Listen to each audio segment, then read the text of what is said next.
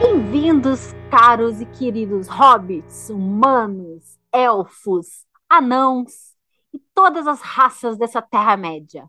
Aproveito para falar que sim, é anãos mesmo, por causa da tradução. Em inglês, a palavra não quer dizer dwarf. E quando é no plural, o Tolkien mudou a grafia para criar uma nova raça, tal qual a tradução fez. Então, pela língua portuguesa é anões, mas aqui na nossa Terra-média é anãos mesmo. Então, sejam todos bem-vindos a esse papo incrível sobre o Senhor dos Anéis, que para mim é a melhor trilogia de todos os tempos. Vamos ver se eu consigo convencer vocês disso, e se no mínimo vocês saem um pouquinho mais apaixonados desse episódio, ou com um pouquinho mais de conhecimento sobre essa trilogia histórica. Eu não sou expert em Tolkien, tem muita gente que leu todos os livros, que conhece a história de cabo a rabo, que é uma história longa, de várias eras, com vários personagens.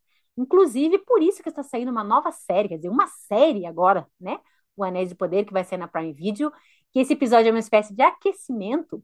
Porém, não existe nada nessa série que tenha relação direta com os filmes. Ou seja, você pode assistir tranquilamente sem nem saber quem foi ninguém do Senhor dos Anéis. Mas é claro que sabendo e tendo o contexto fica muito mais interessante.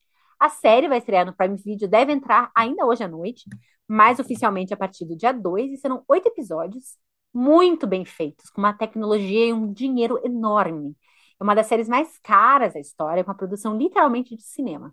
Então a ansiedade está grande entre todos os fãs do Tolkien, mas eu quero falar um pouquinho sobre os filmes, porque esses filmes tão encantadores que até hoje ainda carregam uma legião de fãs, dentre eles essa que vos fala. Então, vou contar para vocês um pouquinho da minha experiência com O Senhor dos Anéis. Começo falando que eu estou lendo os livros agora, nesse momento, 2022, porque eu tinha um pouco de receio. Eu sempre fui muito apaixonada pelos filmes. Então, eu tinha um pouquinho de receio de ler os livros e perder um pouco esse encanto para mim. Mas muito pelo contrário, né? Eles só me aumentam a paixão pela história, a quantidade de detalhe, de cuidado que o Tolkien colocou em cada um dos seus personagens. A trilogia do Senhor dos Anéis, né, os três livros que, na verdade, são três partes de uma mesma história, ela segue a típica jornada do herói. É aquela jornada que eu já trouxe aqui para vocês, que a gente conta como que foi um estudo que foi feito, né? Como é que as histórias se desenvolvem, chamado para ação, o personagem vai, ele reluta, daí ele passa por um momento enorme de transformação, onde ele tem seu mentor, onde ele tem sua musa, ele passa por uma série de coisas, e no final ele conquista, ele vence o grande obstáculo e retorna para o lugar de onde ele saiu, ou às vezes não consegue retornar porque ele está transformado depois dessa jornada. Esse é um resumo muito básico da jornada do herói, um resumo que foi usado. Joseph Campbell escreveu esse livro analisando várias histórias de herói. A história de Hércules, a história de vários mitos gregos, inclusive essas histórias bíblicas de Jesus, de Buda, que são personagens ou pessoas ou símbolos que seguiram essa jornada. Então ele reduziu tudo isso a um caminho e criou essa terminologia da jornada do herói que Hollywood abraçou e coloca em quase todos os filmes. Então, se a gente for analisar, existem, assim, a maioria dos filmes, na maioria dos filmes de aventura ou filmes da Marvel, trazem eu diria, não, eu diria uma fórmula, mas não é bem é uma fórmula, né? Mas cada um adapta da sua maneira. O que eu gosto do Senhor dos Anéis, o que eu acho que é o diferencial, é que ele traz essa jornada do herói, mas ele tem a jornada principal, que é do Frodo Baggins, que é o protagonista, mas todos os personagens têm a sua jornada do herói, tem o seu momento de brilhar, tem o seu desafio a ser conquistado. E isso, para mim, é muito relevante, porque todos os personagens são interessantes, todos os personagens te pegam de alguma maneira, em alguma época da sua vida.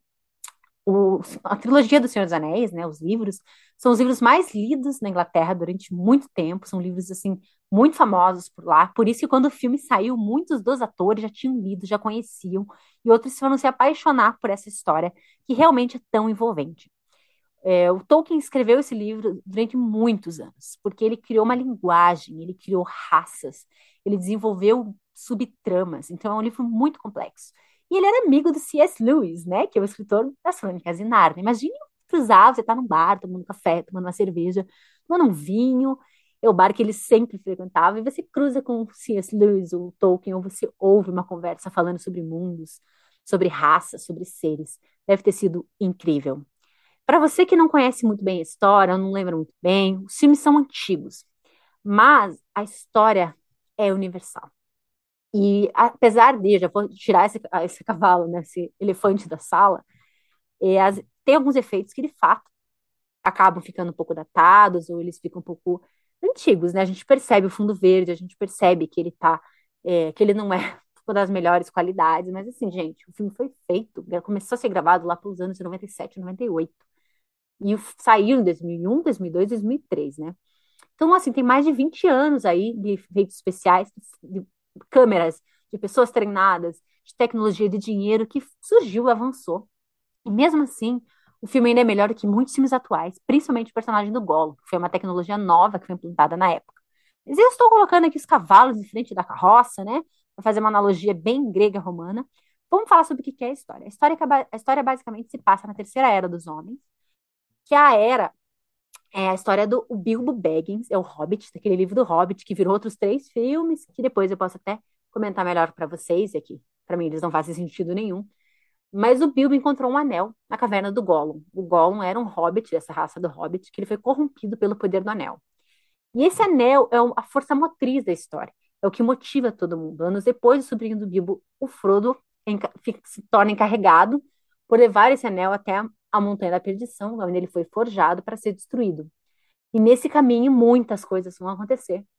E é como se fosse uma analogia à própria jornada interior que nós passamos durante nossas vidas.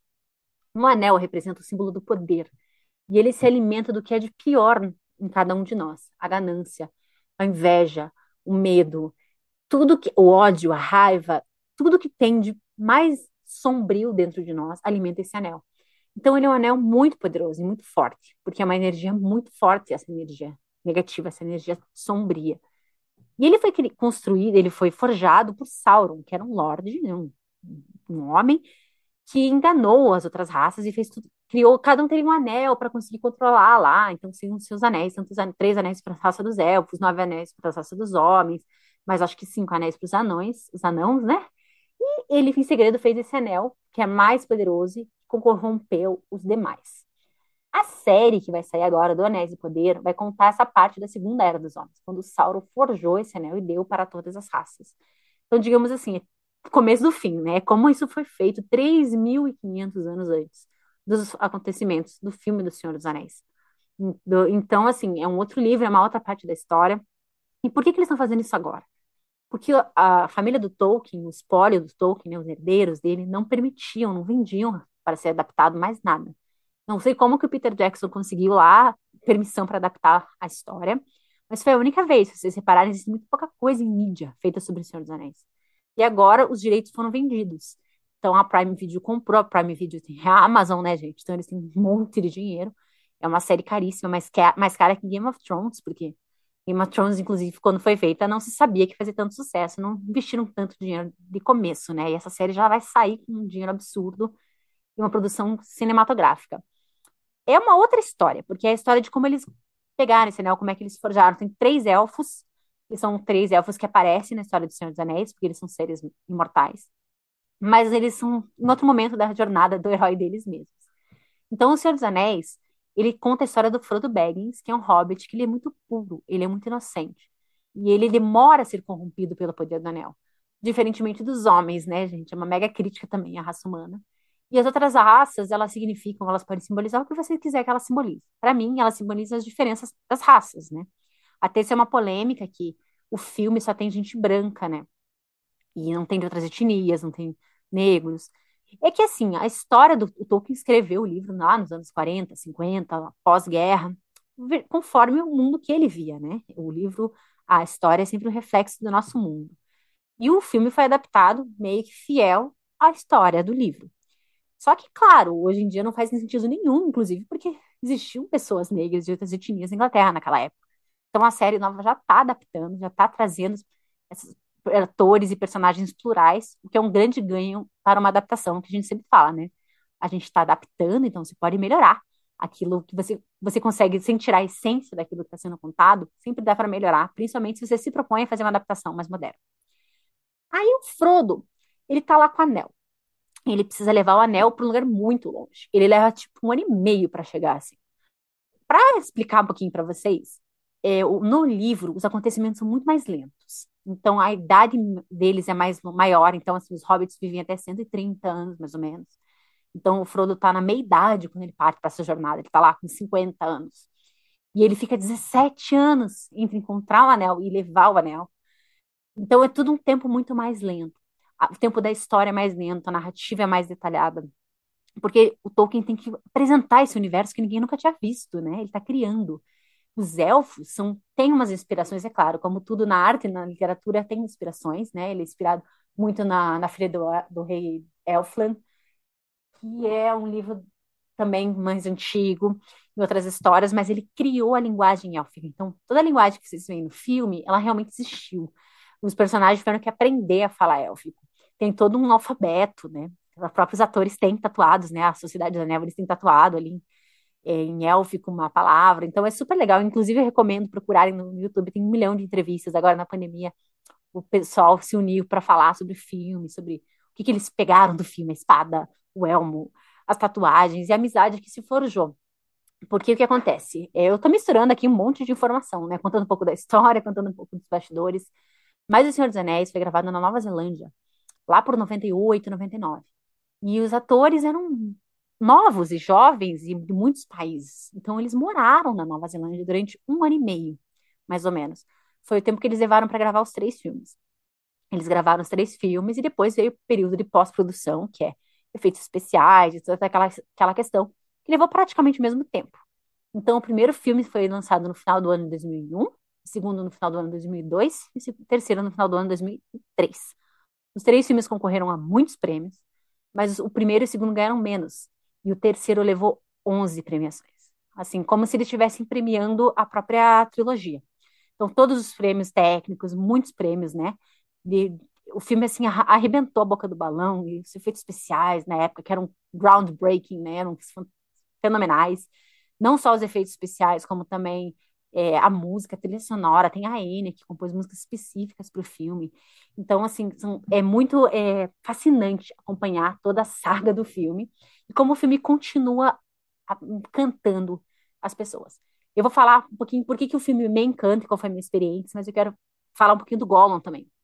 Porque, como eu falei, o Gollum é um personagem do Andy Serkis, que esses filmes novos do Planeta dos Macacos, ele fez alguns filmes da Marvel, ele sempre faz um personagem, aquela coisa de a pessoa tá com aquela roupa, faz toda a movimentação, e daí o computador transforma aquilo num personagem. Aquela foi a primeira vez que isso aconteceu. Ainda hoje você vê a perfeição dessa tecnologia.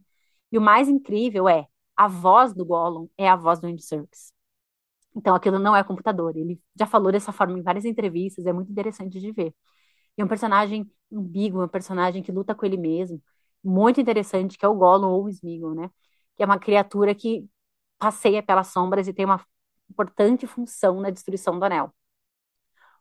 A história do Frodo vai se unir à história dos outros personagens da Sociedade do Anel, que se reúne com ele para levar esse anel à destruição. Que é o Aragorn, que é um humano, que ele é para ser o rei, mas ele se ressente, tem medo de assumir essa função, porque foi o rei, seu antepassado, que conseguiu o anel e na hora de destruir, resolveu pegar para si. Ele se deixou corromper e não destruiu o anel, e com isso possibilitou que o mal ficasse dormente e voltasse tantos anos depois. Então ele tem esse medo de ter essa sina, que é o Aragorn, que é o protagonista maravilhoso, que para mim é o melhor personagem do livro, do filme, que é o Viggo Mortensen, um dos seus primeiros papéis de destaque, sendo que ele já era mais velho, já tinha mais de 40 anos, que foi bem legal. Temos também o Legolas, que é um elfo, que é o papel do Orlando Bloom logo de começo. Ele tem pouquíssimas falas no filme, mas elas são sempre muito certeiras e muito enigmáticas, bem poéticas, assim, é bem bonito. O Gimli, que é um dos anões, né, dos anões, é difícil falar. E eles têm uma certa rivalidade, mas diz que no livro é muito mais aprofundada, eu não cheguei nessa parte, essa rivalidade entre as raças, porque a amizade que se forma entre eles é muito grande. No final, eu vou falar para quem quiser saber o que acontece para depois dos filmes, que está nos livros, porque eu tive essa curiosidade e fui atrás, e eu acho que mais gente pode ter também. Além dos 3, tem o Frodo, né, que carrega o anel, e seu amigo Sam, que era filho do jardineiro da casa dele, que acaba, por um acaso, estava ali e acaba indo junto. E eles formam um vínculo de amizade muito bonito. O Merry e o Pippin, que são outros 2 hobbits, que também estão ali com eles, nesse momento nessa jornada. No filme é tudo muito, muito por acaso, assim. Mas a gente sabe que a gente está sempre na hora certa, no lugar certo, mesmo que a gente só vai enxergar isso depois. A gente tem também o Boromir, que é o Sean Austin, que morre. Sean Austin não, Sean Austin é o Mary, é o Sam. Gente, eu tô confundindo não. O Boromir, gente, é mais um homem, né? Nós temos o segundo homem da galera ali, que é o Sean Ben, que é o ator que morre em todos os filmes. Sabe aquele do Game of Thrones, que também morre? Se você jogar o nome dele no YouTube, tem umas montagens de todas as vezes que ele morreu no cinema, assim, na televisão. São muitas as vezes. E ele é um excelente ator, e o personagem dele, ele é filho do atual regente dos homens, né? Já que não tem. Como se fosse assim, já que não tem o rei, tem o primeiro-ministro, e ele é filho do primeiro-ministro para ser o próximo. Então ele tem uma certa auto-intitulação, assim. E o Gandalf, que é o personagem mago, que também passa por uma grande jornada de transformação. Ele era o Gandalf, o cinza, e depois de uma experiência super transformadora, ele vira Gandalf, o branco, né? Que é o Ian McKellen, que para mim também tá no seu melhor papel. Ele também fez o papel do Magneto, que é bem legal, porque simplesmente o cara, tipo, zerou a internet com dois papéis, né? E até tem muito assim, se a gente assistir O Senhor dos Anéis, a gente percebe quanto a J.K. Rowling bebeu dessa fonte para escrever o Harry Potter. Ela bebeu de muitas fontes, né? A gente começa a reconhecer muitas coisas à medida que a gente vai lendo mais clássicos e conhecendo histórias famosas, como, por exemplo, o It, né? O palhaço. O grande mérito do palhaço é que ele é muito assustador. Ele entra muito dentro dos seus medos, assim, pessoais. Ele se transforma no seu pior medo. E quando você consegue quando você consegue lutar com o seu pior medo e ganhar dele, o palhaço perde força. Porque ele não tem nada mais que possa te assustar. Que é o bicho-papão do Harry Potter. O Dumbledore é uma cópia do Gandalf. Inclusive, nos filmes do Harry Potter, é o mesmo estilo de vestimenta. Aquela túnica comprida, aquele chapéu pontudo.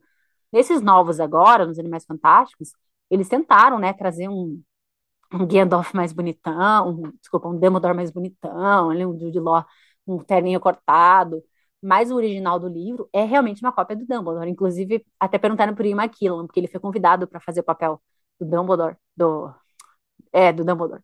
De perguntar por que ele recusou. Ele disse que ele já tinha interpretado o mago original, não tinha interesse em fazer a inspiração ali, né? Porque realmente o Gandalf é o mago original, ele até tem participação super legal no episódio do Friends, que um amigo do Ross e do Chandler, que vai chegar na cidade, e daí eles chamam ele de Gandalf. Ah, e o Gandalf. Daí o Joe fala, o que é Gandalf? Eles falam, você nunca leu O Senhor dos Anéis no colégio? Você não conhece a história? Até é famosa na literatura inglesa, não só na Inglaterra, né? E era um personagem também que causava um monte, que inventava, fazia mil magias. Quando eles iam, estavam num lugar, eles estavam em outro. E daí, no final das contas, é porque o cara tava sempre bêbado. E daí ele aparece sóbrio, depressivo e acaba com a magia. Mas é mais uma referência a esse personagem tão incrível que é o Gandalf, que o Ian McKellen interpretou uma maestria incrível, assim.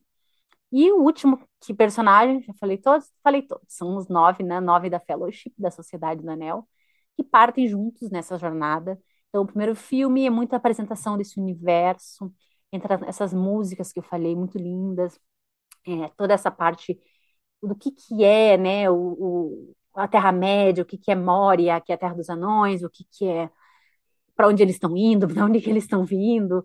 Então, é bem ambientação. E eu já vi, gente, eu vejo os filmes do Senhor dos Anéis todo ano, desde que saiu, basicamente. E a Howard Shore nessa trilha sonora, a Enya nessa trilha sonora. O primeiro filme eu assisti em casa, lá nos idos de 2001, 2002, e assim que saiu o segundo filme, eu estava lá na estreia em 2002, eu estava na estreia em 2003, e eu vejo todo ano desde que saiu. Esse ano em 4K, entrou em 4K no Prime Video, quem não viu, veja, dá pra ver o suor da cara deles, dá pra ver o brilho da lâmina da espada, e é o filme que sempre me pega em alguns momentos específicos, e eu sempre descubro uma coisa nova, e sempre tem um personagem, em algum momento que me pega diferente, isso é muito legal. Comecei a ver o filme com 20 anos atrás, então eu tinha 12, 13, 14, então assim, como a gente muda, o filme se transforma com a gente também. Então, isso é muito interessante da gente acompanhar. No primeiro filme, que eu achava que era o meu menos favorito, digamos assim, esse ano eu revi recentemente e amei demais. Eu descobri que eu amo os três igual, mas a minha parte favorita ainda é a Batalha de Helm's Deep no final do segundo filme. Para mim, aquela batalha é tudo, assim. E como que a luz e a força do bem que ganha. Não é a força da espada, é a luta, mas a luta do bem, é a luz. O Senhor dos Anéis, no cerne, para mim, é a luta do bem contra o mal. É a luta da luz contra a sombra. E de como a luz precisa se unir, né? Então, assim, a amizade, o amor, a garra, o companheirismo. Quando um cai, o outro ajuda a levantar. Porque no primeiro filme, no final do primeiro filme, né, na primeira parte, eles se separam, a sociedade se separa. E cada um segue meio que na busca da sua própria jornada. Daí que entra o que eu falei, que cada um deles segue a sua própria jornada do herói, segue seu próprio caminho. Isso é muito interessante da gente acompanhar, da gente ver como é que eles vão passando por percalços, por dificuldades, e vão tendo que crescer e lutar com seus próprios vilões, né? Lutar com seu próprio vilão ali da fase para conseguir passar para a próxima. Até eles se encontrarem todos no metade para o final do terceiro filme. Então é uma longa jornada para todos eles. É um filme, é um clássico épico de aventura cinematográfico. O filme é longo porque ele tem muita coisa para contar. Eu nunca considerei ele longo, eu sempre assisti ele inteiro, sem adiantar nada e curtindo cada momento da jornada, porque eu acho que é isso que é uma jornada, né? Não é tanto pelo fim, mas é mais pelo caminho, quem que tá do nosso lado e como é que a gente constrói essas relações com os outros e com a gente mesmo. Então, O Senhor dos Anéis, para mim, ele é mais um filme com efeitos especiais datados ou com um furo ou outro ali na história, porque não tem como você adaptar um livro de mais de 1.000 páginas com detalhes tão grandiosos, né? Eles colocam a história de uma forma muito linda. No livro, as primeiras páginas, o Gandalf já conta para o Frodo toda a história. E no filme, eles separaram esses diálogos em partes chaves. Então, eu sei decorar as falas, né, os momentos que eles vão falar. Então, eu consegui identificar bem isso na leitura do livro, que foi muito legal. E ver as escolhas cinematográficas que foram feitas, de destacar alguns momentos, destacar alguns personagens, destacar algumas histórias.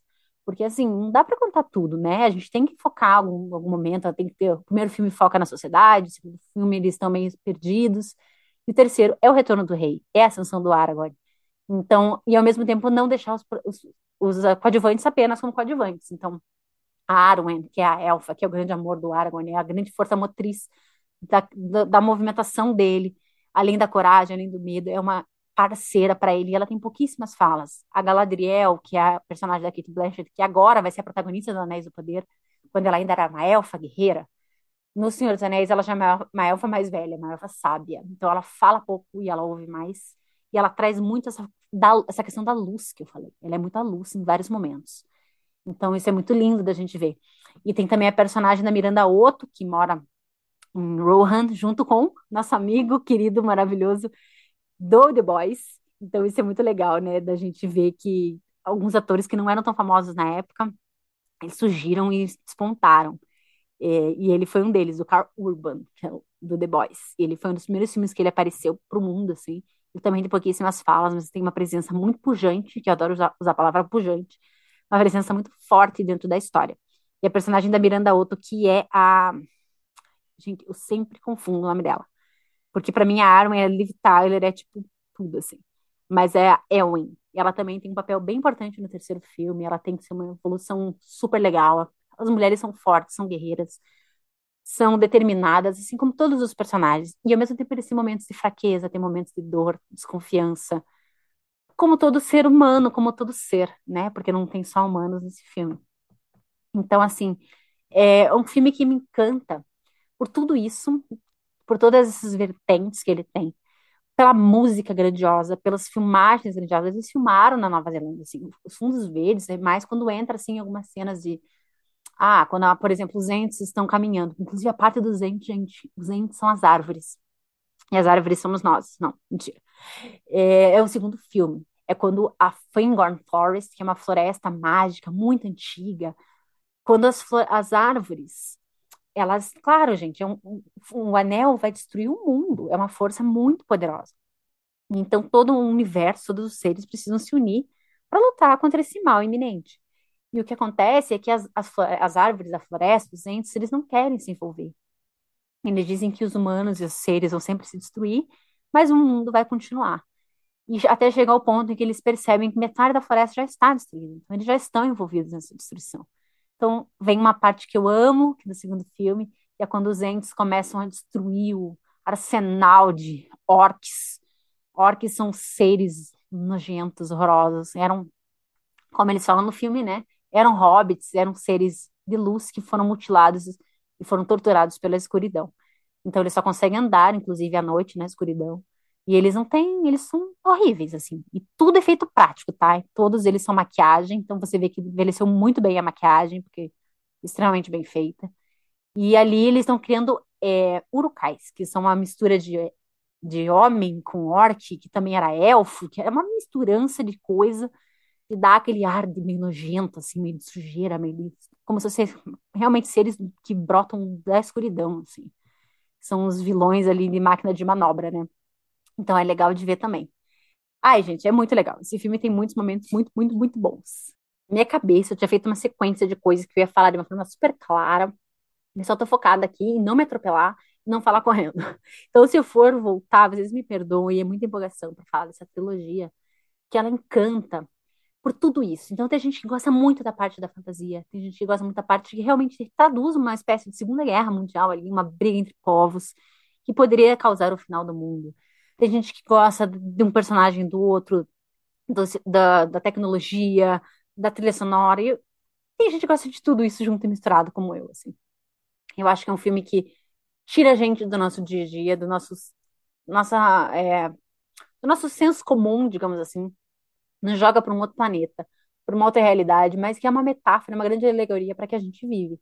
E nos mostra que, assim, a única forma da gente sobreviver, da gente resistir e existir é se unindo através da luz, do amor, da bondade, da força, da fé, da parceria, da amizade. As amizades em Senhor dos Anéis são muito fortes. E amizade no sentido de amor mesmo. Os personagens se amam ou aprendem a se amar. Não é o amor romântico, é o amor maior que existe, que é esse amor lindo, altruísta, e que muitas vezes ali eles acabam até estando em posições de se jogar à frente do perigo para salvar o amigo, para proteger o outro, ou vão se jogam juntos naquilo que eles acreditam. E isso para mim é o mais bonito do Senhor dos Anéis, é mostrar essa força da união e a força da luz. Quando o Gandalf chega com o Elmer e toda a galera de Rohan na batalha do Helm's Deep e a luz cega os orcs, assim, é lindo de ver. No final, quando todos eles decidem se sacrificar para ajudar o Frodo, claro, ninguém morre, tá, gente? Relaxa, é uma aventura épica, clássica, linda. Os nossos mocinhos ficam bem. Mas é lindo também de ver. E assim, o filme termina numa nota muito bonita, numa uma coisa de continuidade, que é o que o livro preconiza. O Aragorn fica rei durante muito tempo, junto de sua amada. Eles continuam amigos, continuam em posições de troca de relevância com conselheiros uns dos outros, como mudando a realidade que eles estão, até que chega a hora de cada um e aos poucos ir embora para uma outra terra, né? Que é, na verdade, existem duas terras, a Terra-média e essa outra terra, que é a Terra dos Imortais, que é para onde os elfos vão. E os humanos queriam usar isso para serem imortais de fato, os elfos escondem isso. Isso não está no filme, tá? Está no livro. E esconde essa terra e só fica só para os elfos ou para quem conseguir ganhar essa honraria. E no caso, no livro, é praticamente todo mundo, né? Todos eles da sociedade ali praticamente conseguem. E como eu falei, os atores todos, gente, trazem essas cargas dramáticas de uma forma sensacional. E eles continuaram amigos, o que é muito legal.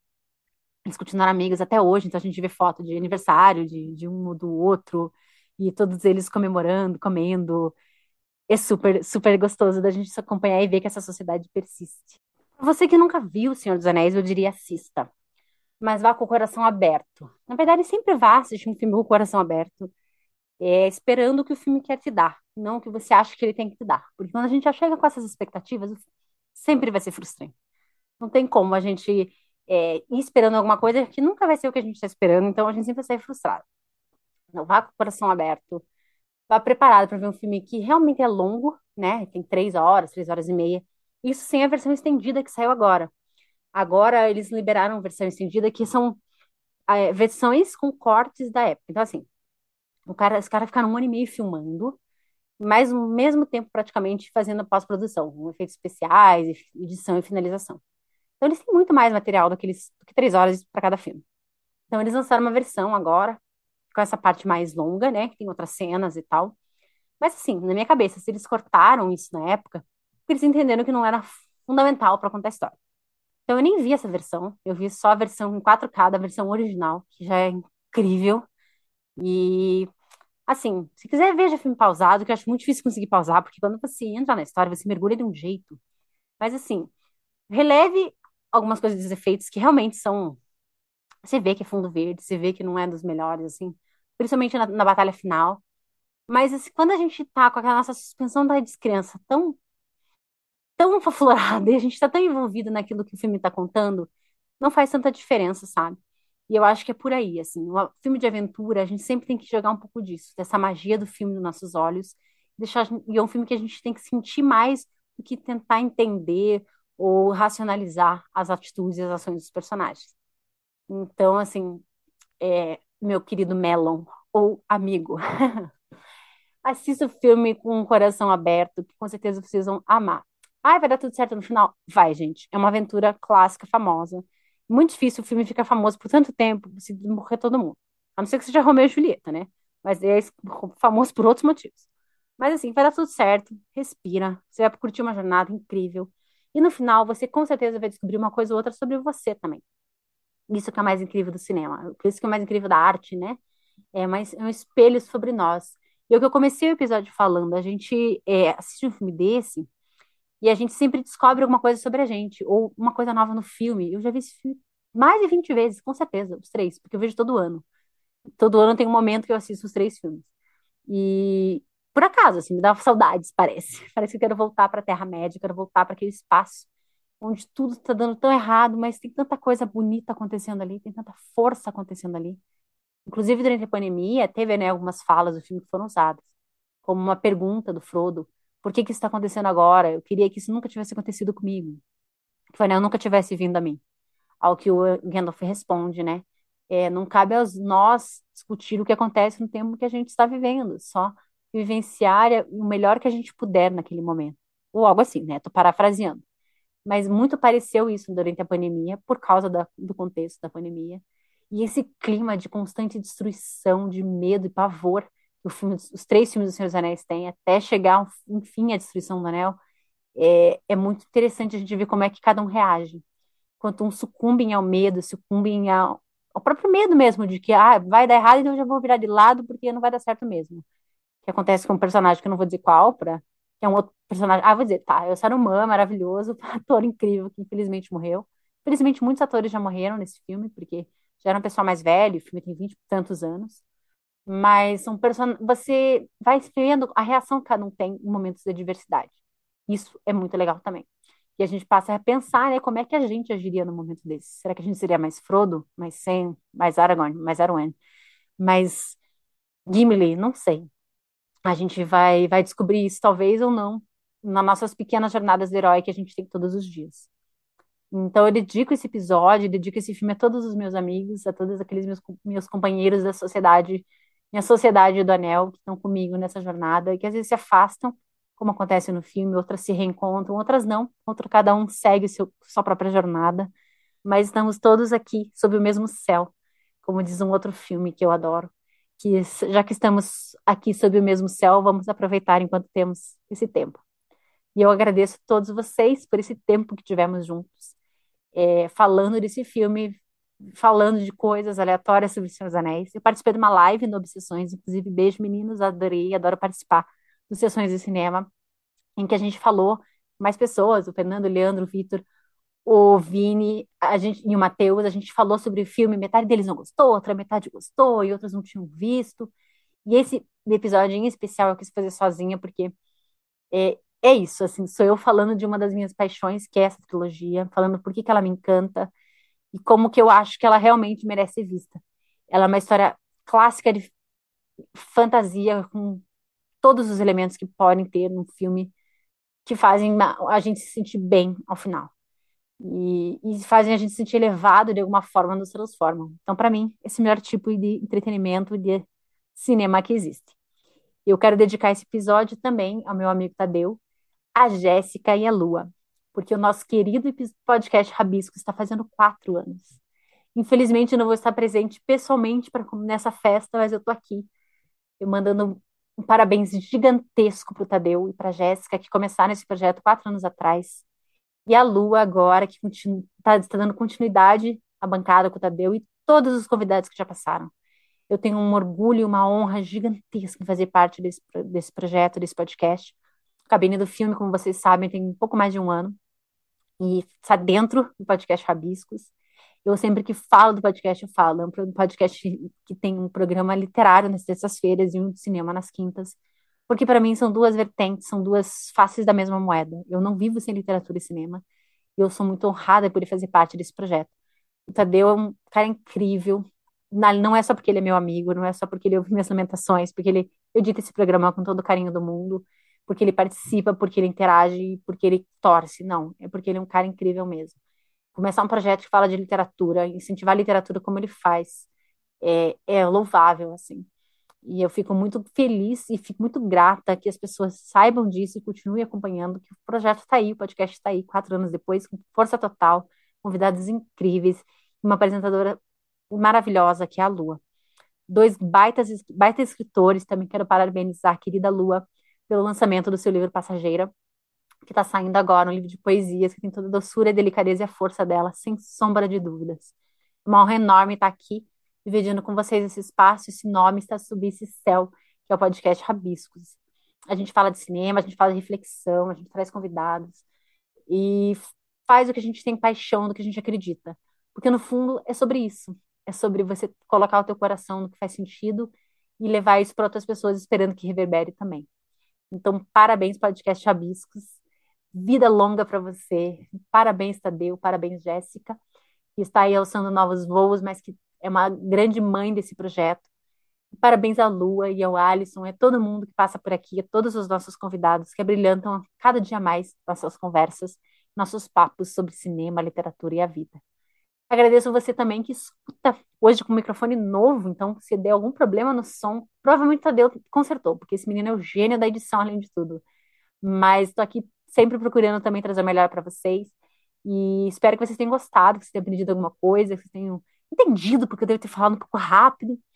E agradecer sempre pela parceria, o carinho e a amizade de vocês. Semana que vem o episódio está muito especial também, temático, um convidado sensacional. E tem muita coisa boa pela frente, muito cinema, muita reflexão. Beijo enorme para todo mundo. Continue acompanhando. E a gente se vê na semana que vem. Parabéns, Rabiscos. Beijo, meus queridos, e até lá.